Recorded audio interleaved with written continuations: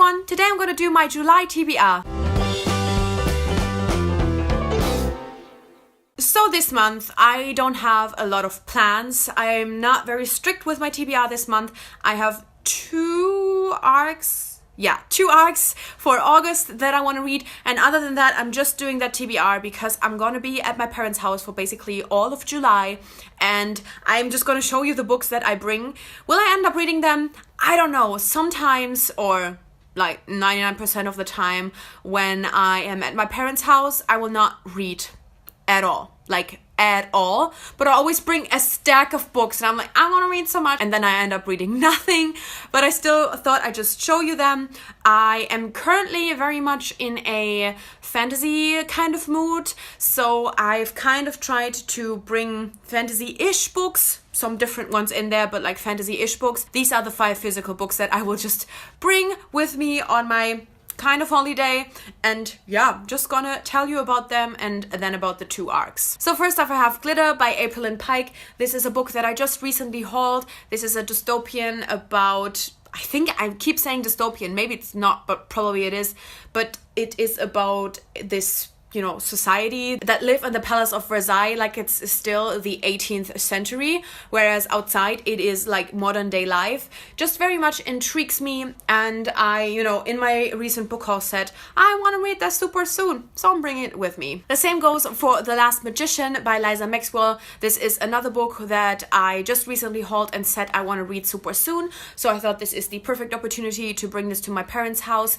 And this is a YA fantasy that I don't remember anything about, but that I'm excited for regardless because it's YA fantasy. Then I have A Court of Fives by Kate Elliott. This is another YA fantasy and it is on my 5-star predictions list. So I'm bringing this because I want to start working on that list. I want to have all of the current ones that are on there finished by the end of 2018. So I'm gonna try and start with this one. This is another YA fantasy that I don't really remember much about, but I know that a lot of people who love fantasy say this is a super underrated book. I just forgot what it is about, but I mean, there's a reason why I put it on my 5-star prediction, so we'll see. Then we have Ruined by Amy Tantara, another YA fantasy that I just recently hauled, and this is like in the top 3 of my most exciting TBR books, I would say. Maybe it's even currently the number 1. I'm just so happy that I got a used copy of this, that I finally have a copy,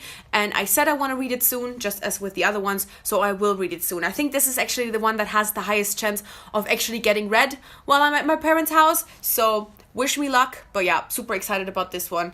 Hopefully, like, the best case scenario would be that I read this, love it, and then binge the whole trilogy during my summer holiday. But like, as I said, like, I do this every time. I'm like, I'm so excited, I will have so much time, and then I just don't read. I just play video games and watch TV shows, and I end up always being more busy than I thought too. I meet old friends, I go to the gym, I go to tons of millions of doctor's appointments, I get my wisdom teeth out, so I probably just be in pain for a couple of days too. Anyway, final physical book that I want to bring is Saving Hamlet by Molly Booth. It's about a girl who travels in time to Shakespearean times when she is doing, you know, Hamlet with her school. All of a sudden she is in the actual Shakespeare play. Something sounds super intriguing, and yeah, really just one of the, you know, anticipated releases that I bought new that I finally want to get off my list. So here it is. And then the 2 arcs that I want to read this month. First off, I have These Rebel Waves by Sarah Rash. Yeah, I know,